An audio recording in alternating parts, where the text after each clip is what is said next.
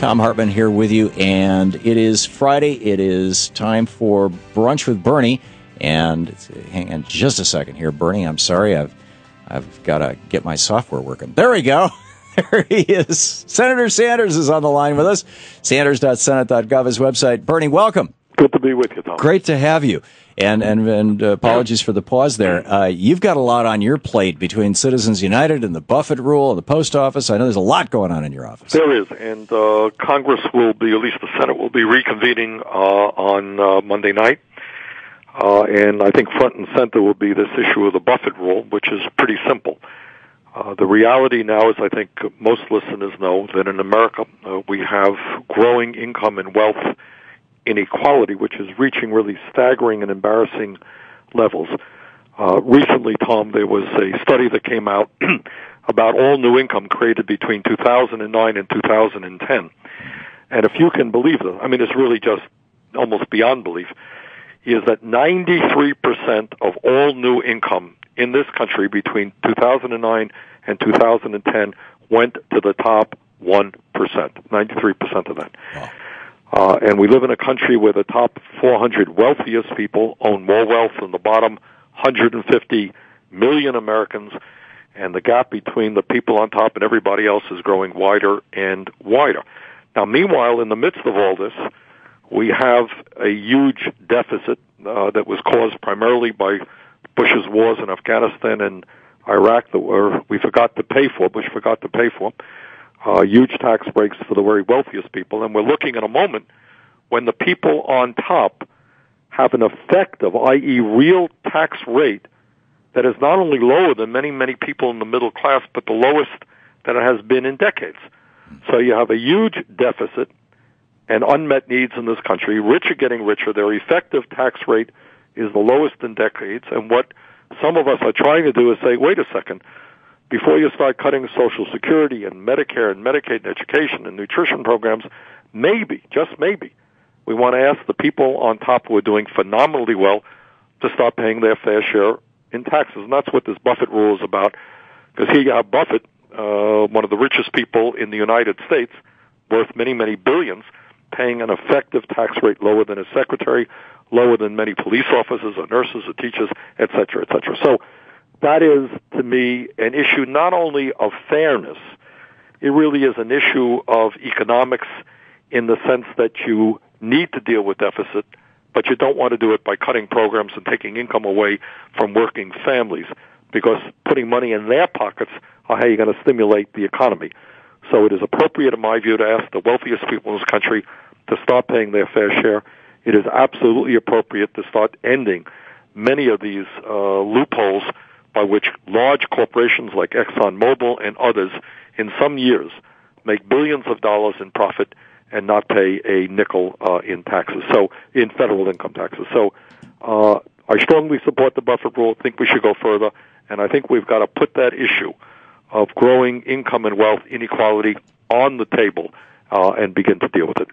Yeah, absolutely. And in the context of that, we're seeing now all these super PACs coming out. Absolutely. As well as Citizens United. I mean, what's going on now is you're seeing a level of greed, of avarice, of aggressiveness on the part of the very rich that has not been seen probably since the 1920s.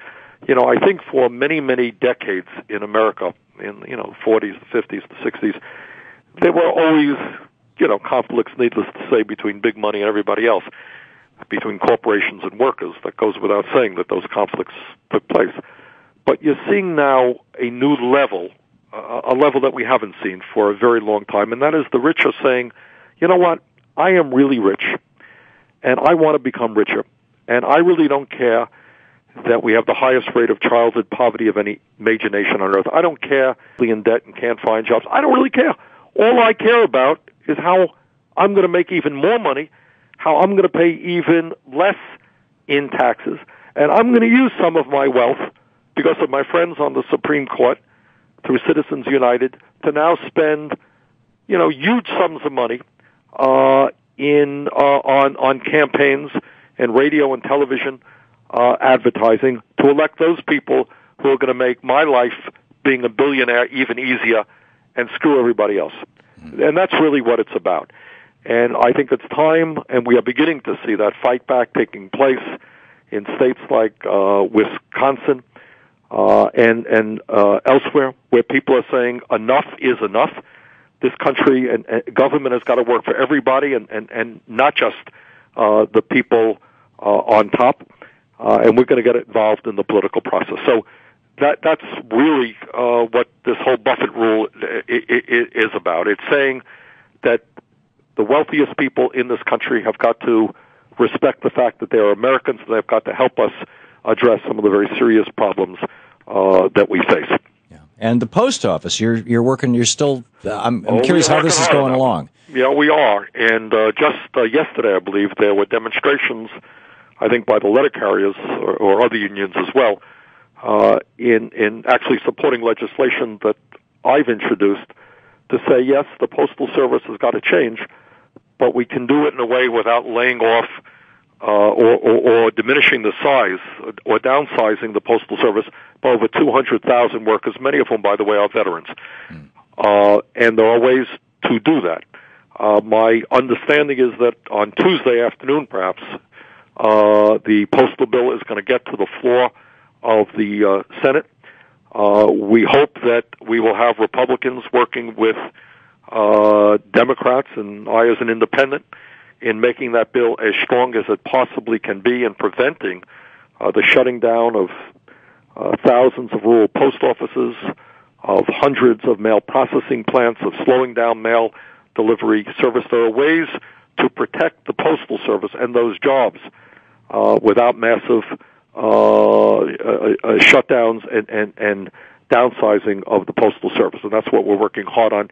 We've made some progress in the last few weeks. There's a manager's amendment that I helped with others to write, but we have to go further in terms of the amendment process. So I hope that people will be calling up their senators and saying, hey, let us protect hundreds of thousands of jobs, keep the Postal Service strong.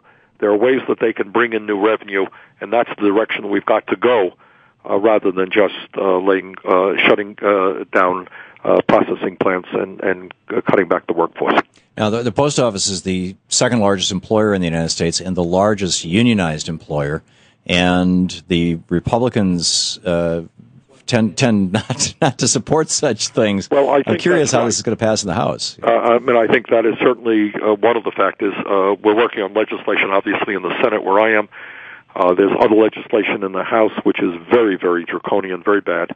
But we believe there is a possibility. You never predict anything in terms of what Congress may or may not do. But if we pass something halfway decent in the Senate, we hope that, and think there's a chance that we'll have the votes in the House. Because, conservative Republicans also, coming from rural districts, don't want to see their post offices shut down, which are so important for their people, don't want to see workers being laid off. So we hope we can accomplish something. We've made some progress in recent months, and I want to see that progress continued.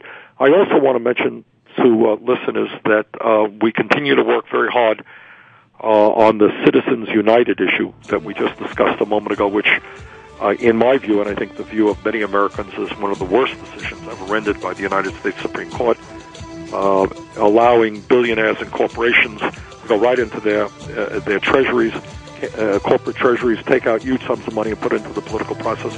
The Vermont State Senate just voted yesterday to urge the Congress to pass a constitutional amendment. I'm proud of what Vermont did. We joined Hawaii and New Mexico in doing that. That's great. This is the Thom Hartmann Program. It's our Brunch with Bernie hour. Senator Bernie Sanders taking your calls right after this. 15 minutes past the hour.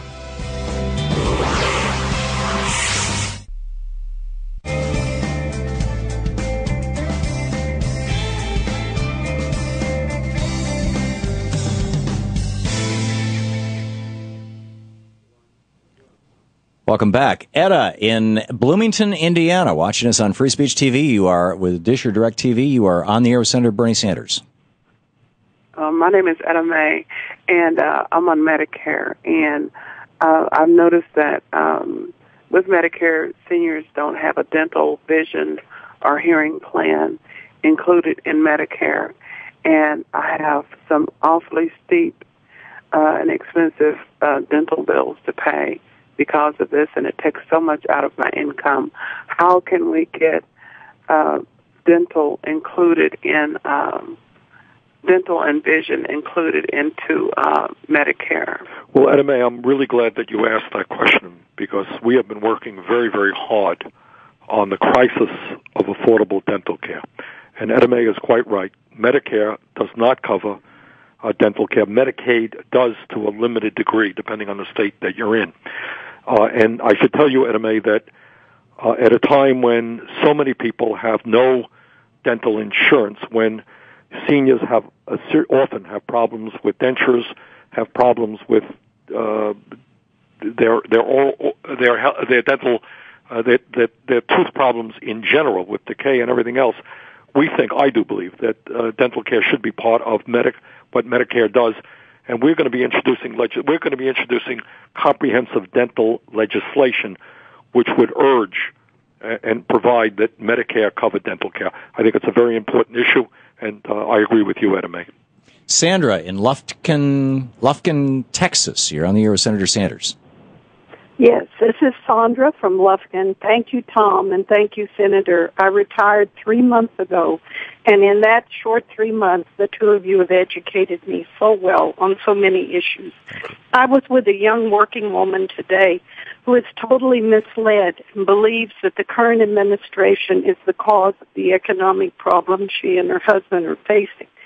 What can we, and I'm a citizen of a state, a very progressive state, what can we do to help correct people's misinformation that's going to be multiplied thousands of times in the coming advertisement campaign in the coming election? Well, Sandra, thank you very much, for that excellent question.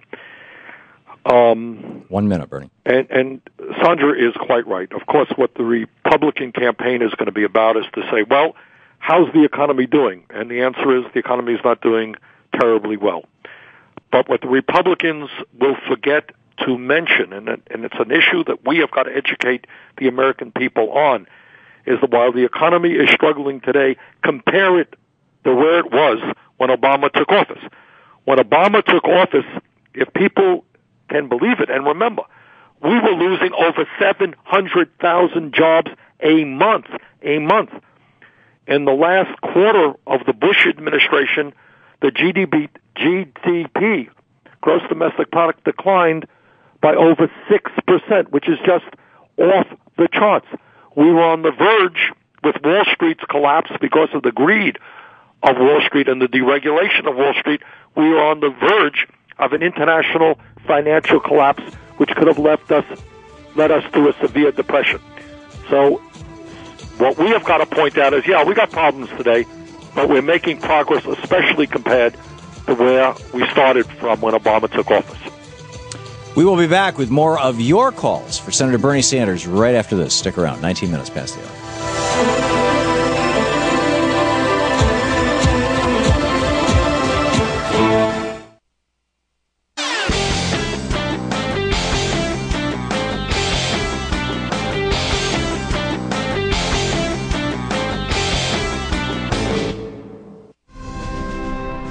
Hey friends, it's Thom Hartmann. This portion of the Thom Hartmann Program is brought to you in part by Blinds.com.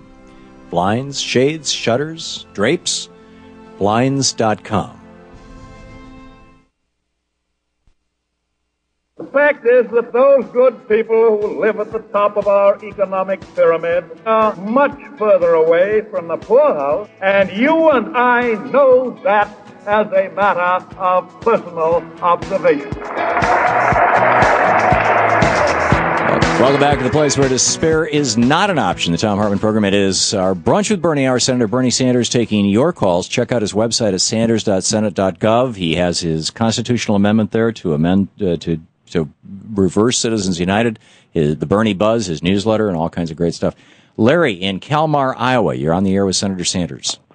Yeah, hi, Tom. This is Larry, and I'd like to say hi to my favorite senator, Mr. Bernie Sanders.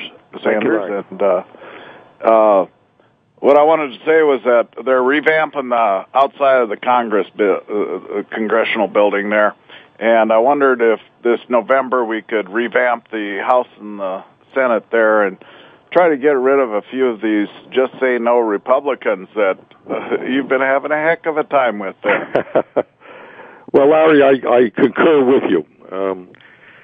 I think it is really important that every American understand the dynamic of what is happening in Washington right now. Our country today is dealing with many, many serious problems. In fact, more problems than we've had to deal with since the Great Depression.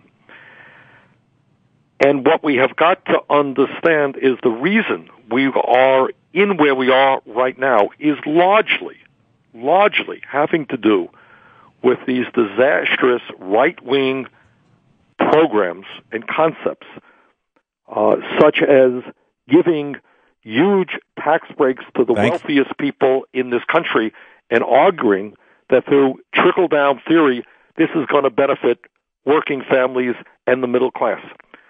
We saw that program play out under the Bush administration. And the idea that you have Mitt Romney and Republican candidates for the House and Senate saying, hey, we want to go back to the Bush economic policies of more tax breaks to the rich. We want to go back to more deregulation when we went through the deregulation of Wall Street, which led us into this recession right now because of their ability to merge commercial banks with investment banks, with insurance companies. Republicans are saying, we want even more unfettered free trade. During the Bush years, we lost tens and tens of thousands of factories, millions of good-paying jobs, companies shutting down, moving to China, moving to Mexico, moving to every low-wage country imaginable. And they want more of that.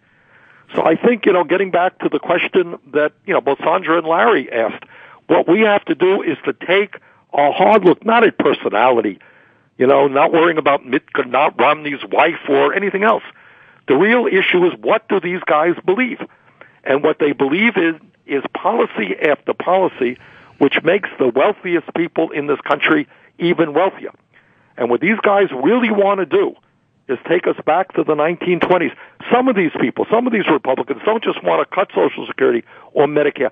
They believe, if you can believe this, they believe that Social Security, Medicare, and Medicaid is unconstitutional. We had Etta May calling a little while ago, saying she's having problems as somebody on Medicare with dental care. You got more and more Republicans who say, forget Medicare. It's not a question of whether we provide dental care. We don't believe that seniors are entitled to Medicare. If you're old and you don't have any money, good luck to you. Go out and find a private insurance company. Or maybe we'll give you a voucher plan for a few $1,000s. That's what they believe in. If you're on the minimum wage now, minimum wage is too low. There's some of these people who say, hey, let's repeal the minimum wage. The United States has a very bad record in terms of worker safety. Too many people get killed or injured. Some of my Republican friends say, hey, let's repeal OSHA. That's up to the employer and a worker. Repeal the minimum wage. If we can hire you at $2 an hour, $3 an hour, what's the problem? Repeal the Department of Energy. Repeal the EPA. So what if kids are breathing crap in the air that come from corporations that are polluting the air? Government shouldn't be involved in that. So what you are looking at now is a unprecedented assault on the rights of working people, on the gains that the middle class has made over the last 70 and 80 years, on women's rights. These guys want to repeal all of that. And people have got to understand what the stakes are. Should Obama be stronger, standing up more firmly to the Republicans? I think he should. But we have got to be mindful in the midst of all of that what the right-wing Republican agenda is, and that is to move this country to an oligarchic form of society where a handful of billionaires control the economic and political life of this nation, and that is something we must not allow to happen. Corky in Rochester, New York. We got about a minute. Maybe you can ask a question. Bernie can answer it after the break. Corky? Yes, I would like to get back to the charts, Senator Sanders.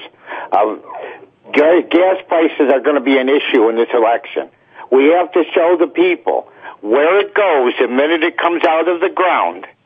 where it goes to get refined, and how it gets to our gas tank. It doesn't come out of our ground to our refineries. It comes out of the ground, it goes to the world market, and then we buy it back. You have to show charts to the American people that this is where the gas is going. This is how it gets in your tank. Most people don't understand that. Okay. The same thing with Corky, thank you. You make a good point, and Tom, do we have time to get into that now, or should we? I will get about 10 or 15 seconds. All right, well, Corky makes a good point. We'll talk about it after the break. In my view, there are a lot of reasons why gas prices have spiked, are off the wall, over $4 a gallon here in Vermont, and they have not to do with supply and demand. There are other factors, and we'll discuss them in a moment. We will get right back to gas prices with Senator Bernie Sanders in our Brunch with Bernie hour. Senator Bernie Sanders on the line with us. Check out Bernie's website, sanders.senate.gov. It's a great news source, as well as the portal into Bernie's world, into what he's doing and what he's up to. We'll be right back. You're listening to the Thom Hartmann Program. Call 866-987-THOM. And, of course, over at ThomHartmann.com, you can get our free iPad and iPhone app. You can join our message boards. You can participate in our free live chat room. Lots of cool stuff.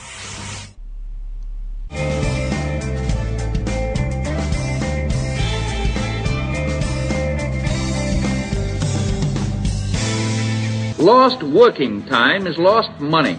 Every day that a workman is unemployed, or a machine is unused, or a business organization is marking time, it is a loss to the nation. Welcome back. It's our Brunch with Bernie, our Senator Bernie Sanders, and our National Town Hall meeting taking your calls. And, Bernie, the last caller was asking about gas prices. Right. Corky from New York State was asking about gas prices. Let me just say a few words. Tom, when you look at how the middle class of this country is getting beaten up every single day by big money interest and corporate America, I think there's no better example than what's happening with gas prices. When we were kids and we were in elementary school, we learned about the laws of supply and demand. You remember that? Oh, yeah. And then when there's a lot of supply and there's limited demand, prices go down. And there's a lot of demand and limited supply, prices go up. That's what we learned in elementary school and high school. Well, guess what? People may be surprised to know this, but the reality is that in America right now, we have a heck of a lot of oil supply. In fact, we have more oil right now than we did 3 years ago when the price of a gallon of gas was $1.94 a gallon. Okay? $1.94 a gallon. We have less demand now than we have had since 1997, and internationally, the growth in supply over demand is also fairly significant. So given the fact we have more supply and less demand, how and why are oil prices soaring? Well, there are a couple of reasons. Number one, you're back to the same old with our friends at the oil industry, ExxonMobil and the others, who make phenomenal profits. That's just the simple reality. Their profits soar. In the last 10 years, the major oil companies have made over $1 trillion in profit. 10 years. Unbelievable. Then what you have is, combined with that, you have our good friends on Wall Street who apparently felt that it was not enough through their greed to drive this country into the horrendous recession we're in right now. They are now speculating very heavily on the oil futures market.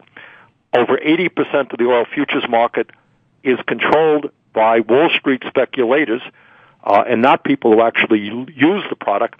And there's all kinds of evidence out there that suggests that is also causing a significant increase in gas prices.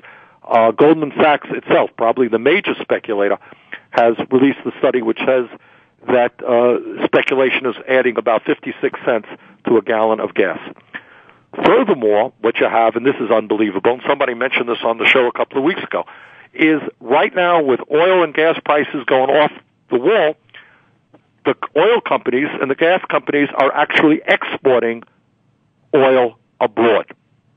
Exporting oil abroad. So you got all of those factors which just tell you that the average American is being beaten up rather unmercifully by the oil industry and the Wall Street speculators. These are issues we are working very, very hard on, but I should tell listeners that both Wall Street and the oil companies are very, very powerful in Washington through their lobbying, through their campaign contributions, through their tie-in with Citizens United organization. So that's the struggle we face. And the high oil prices are not only impacting individuals in rural states like Vermont, they are impacting our entire economy. So we're going to stay on this issue, but it's tough sledding. Greg, in Paraine, New Jersey, am I pronouncing that right, Greg? Parlin, Tom. Okay, you're on the air with Senator Sanders. Thank you. Okay. Senator Sanders, we all know that our country has a revenue problem, which I believe is caused by having supply-side economics and free trade at the same time. If we raise the tax rate on the rich up to 39%, it would generate more revenue, but would not create one single job. So what I would like to know from you is, if we the people loaded up the House and Senate with progressives, do you believe that we could repeal free trade and get our hardworking Americans back to work, stimulating the economy by paying their fair taxes, revenue, and creating a demand by, once again, purchasing durable goods labeled made in the USA? Greg, I think that's an excellent point, and the answer to your question is, I think yes. Sorry, Greg. I'm sorry to interrupt you. You raise two important issues. Number one is tax fairness, asking the wealthiest people to start paying their fair share of taxes, which will help us, among other things, with deficit reduction. And you raise another question, equally important, if not more important, is how we start creating decent-paying jobs in America. And for years now, Tom and I have been talking about the absurdity of trade policies, unfettered free trade policies. You don't want to eliminate all trade. Trade is a good thing because in many cases it can benefit the American worker. What you have now is a situation where American workers are being forced to compete against people who make pennies an hour. You have a situation now where companies are given a green light, shut down in America, move to China, move to Vietnam, bring your products back into this country. And the result is that, along with automation, in the last 10 years or so, we have lost something like 60,000 factories in America, millions of good-paying jobs. So the effort, Greg, to create a situation where we're rebuilding our manufacturing base and paying workers who do manufacturing jobs decent wages, where Americans are buying products made in the USA, is exactly right. And I don't see us having the kind of economy we need unless we make very basic changes to our trade policies. Diane in Lansing, Michigan, watching us on Free Speech TV. Diane, you're on the air with Senator Sanders. Thanks, Tom. My question is, why is there a cap on Social Security? I mean, I've paid into it for 28 years, and hasn't everybody pretty much paid into it at one point or another? The answer is yes. Almost everybody has paid into it. And the reason what Diane is talking about is that right now people pay into the Social Security Trust Fund based on only the first $110,000 they earn. So if you make $1 million, you're only paying into the Social Security Trust Fund based on $110,000. If you lifted that cap and you started at $250,000, not at $110,000, you would bring in enough revenue so that Social Security would be able to pay out every benefit owed to every eligible American for the next 75 years, which is where the actuaries would like us to be. Diane, what I would tell you is that is the legislation that I have introduced. We have a decent number of co-sponsors. It is the legislation that Obama ran on when he ran for president in 2008. So we have got to rally the American people to say, okay, Social Security today can pay out all benefits for the next 25 years, has a $2.5 trillion surplus, but we can and should do better than that. Lifting the cap is exactly the right thing to do, and we have legislation in to do that, Diane. Kelly in Seattle, listening on Talk 1090. You're on the air with Senator Bernie Sanders. Yes, Kelly Gerling here. Hi, Tom. Hi, Senator Sanders, I really admire the fact that you are a person who represents the American people and the middle class. And what I want to ask you about is how to deal with the ultimate causes of the fact of plutocratic corporate rule, in particular regarding the Senate, of which you're a member. So there are two big problems in the Senate, disproportion and a lack of lack of representation of regular people. So disproportion is a person in Wyoming voting for senator has 70 times the power of a person in California because of population. And the lack of representation is because simply how many young people are there? None below 30. How many regular income people such as you are there? None, or very, very few. How many women? 15% roughly. So how do we deal with the ultimate causes of the Senate as represented by disproportion and the fact that it is not a body that looks like America? How do we fix that? Well, Kelly, you've asked a lot of very, very good questions. I suppose that I have to disagree with you in one area. Vermont is probably smaller than Wyoming, so... well, the flip side of that is I've been saying for a long time California should split itself into 3 states, New York into 2 states, Manhattan, and Florida and Texas into 2 states, and then you would have actually a Democratic majority that would probably last forever. Well, what I would say in more practical terms, Kelly asked 2 good questions, basically, and he's worried that the Senate is essentially unfair because Vermont has, or Wyoming has the same representation as California. But then his other half of his question is that the power of money, I think, in determining who gets elected. And I would say that, Kelly, for whether it's Wyoming or Vermont or any other state in the Union, the predominant question is how we elect ordinary people from the middle class, from the working class, who are going to stand with their fellow Americans and not work night and day solely for the benefit of the wealthy and the powerful. And to do that, I think you've got to do a number of things. First of all, of course, you've got to repeal the Citizens United, which makes a bad situation much worse and giving the rich even more power than they had before. But then you've got to go beyond that. And I think we have got to be talking very strongly about the concept of public funding of elections. If candidate A is a millionaire and candidate B is a working person, it's basically unfair that candidate A has just a huge advantage over candidate B. And if candidate A is going to suck up to the big money interest and get all kinds of money from them, that's just not fair. What free elections are about is giving all people, a shot at getting elected and not the dominance of big money. So public funding of elections, I would say, Kelly, is a significant step forward in moving to create a legislature, a Congress which represents ordinary people. Senator Bernie Sanders with us, taking your calls in our national town hall meeting. We'll be right back with more Bernie. You're listening to the Thom Hartmann Program. Visit ThomHartmann.com for audio and video archives. And you can check out Senator Sanders' website at sanders.senate.gov, G-O-V.gov.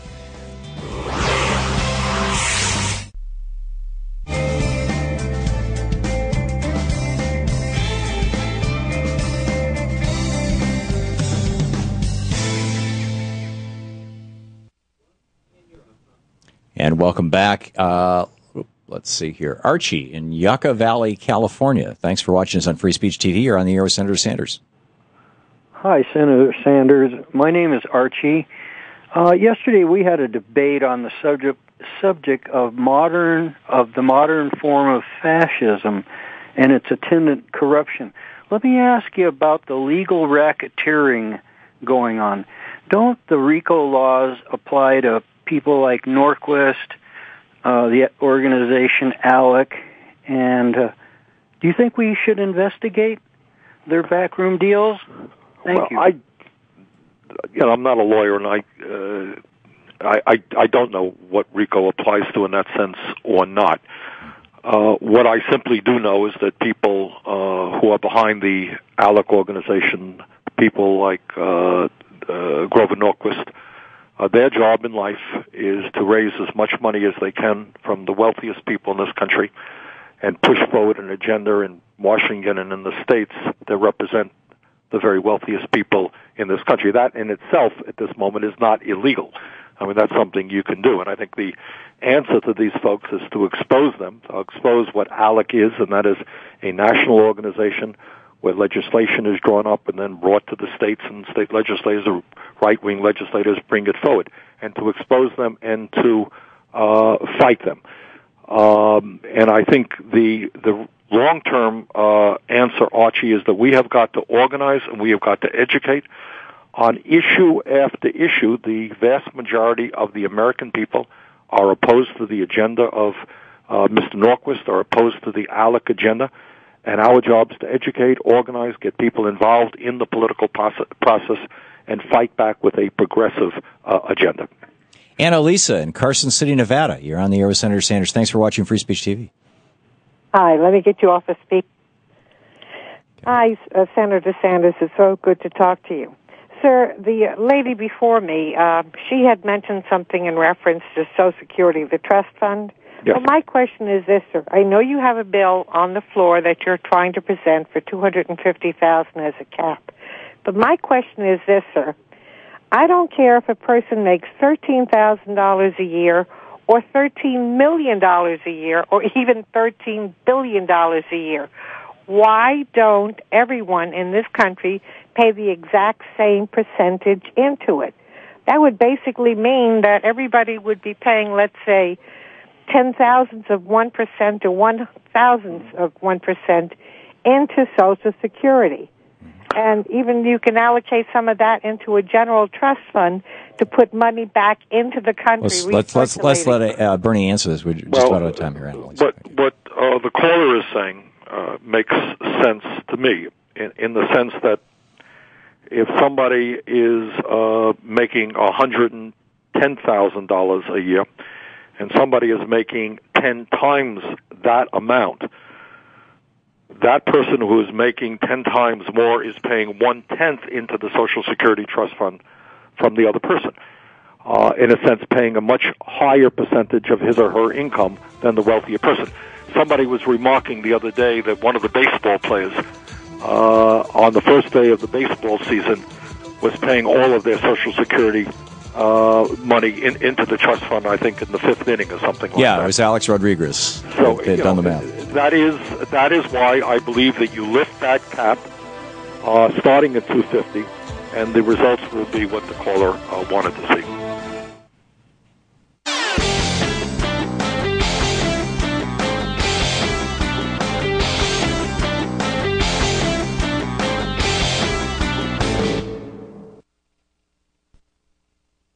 Our present emergency and a common sense of decency make it imperative that no new group of war millionaires shall come into being in this nation as a result of the struggles abroad. Welcome back. Thom Hartmann here with you on our Brunch with Bernie. Our Senator Bernie Sanders taking your calls. Al in Buffalo, New York. You're on the air with Senator Sanders. Yes. Good afternoon to you, Mr. Hartmann and Senator. Thank you. I'd like to ask you why the Democrats refuse to hold a press conference explaining in basic detail what the Republicans have done since they have gained control of the House. I think it's imperative that the Democrats hold a press conference. I think personally, I think they should hold one every week. I think it's time the American people know that the Republicans have not offered a single jobs bill in the House or the Senate. Why is the president the only one beating this drum? Well, Al, what I would say is that, I can't tell you exactly how many press conferences the Democrats hold. They hold more than you think. And sometimes when people hold press conferences, the word does not necessarily end up on your TV screen. But I think in terms of the Ryan budget, in terms of the obstructionism of the Republicans in the Senate, in terms of the reactionary nature of legislation passed in the House, which is going after and attacking the middle class and women, the Democrats are trying to do their best. Should they be doing more? The answer is yes. What really concerns me, I will tell you, and one of the criticisms I have as an independent of the Democrats is that there are whole sections of this country, in the South and the Southwest, where the Democrats haven't placed strong candidates, put significant amounts of money into waging fights in those areas, fights that may not be won right now, but you got to start somewhere. And if you don't have an alternative point of view in Oklahoma or in Alabama or in Mississippi, people are not going to hear something different than what right-wing ideology is all about. So, Al, what I would tell you is there are probably more press conferences than you know, and it's not just the president, but it's not the situation that those press conferences get on TV every night. John in Alameda, California. You're on the air with Senator Sanders. Excuse me.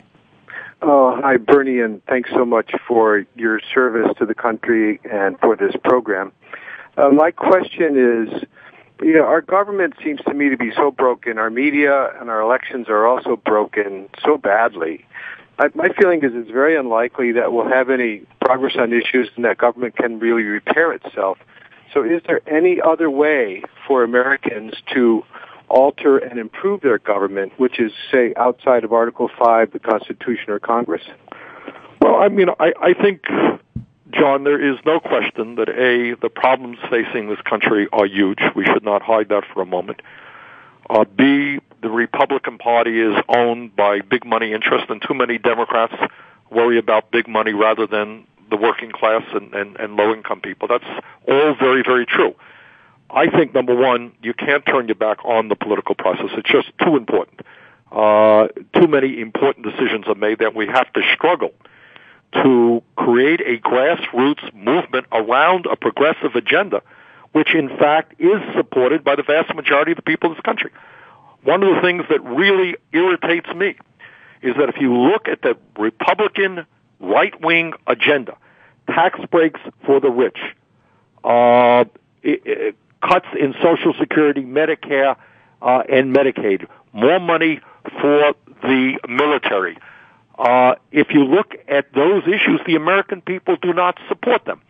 So what we need is a strong progressive agenda that speaks to the needs of working families, and that is health care for all people, creating millions of jobs by rebuilding our infrastructure, transforming our energy system. We talked about trade a moment ago, changing our trade policies. These are not just Bernie Sanders' ideas. These are ideas that more or less the vast majority of the American people believe in.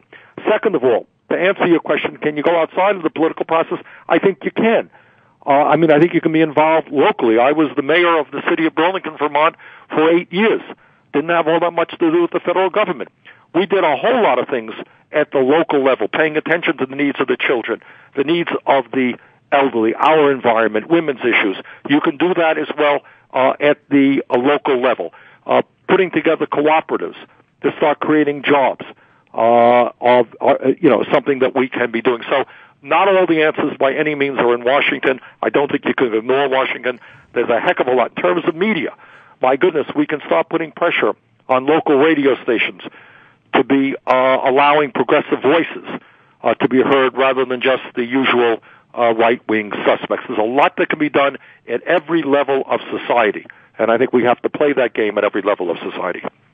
Bernie, we got about a minute and a half here, so rather than, even though there's a bunch of people on hold, I don't think it would short shrift somebody. Your final thoughts for the week on what we need to be doing and thinking. Well, this is what I think. I think sometimes I get dismayed when I turn on the TV and I hear a lot of the stuff that some of these commentators are blabbering about. Politics is not very complicated. What politics is about is A, what are the problems that we're facing, and B, where do we want to go as a people, as a nation? Not personalities and not what some campaign aide said. That's media stuff. But I think if we focus on the real problems facing our country, why is the middle class disappearing? Why is poverty increasing? Why are we seeing more and more income and wealth inequality? Why are we the only major country on earth not to have a national health care program? Why are we spending more money on defense than the rest of the world combined? If you start focusing on those issues, the truth of the matter is we know the answers.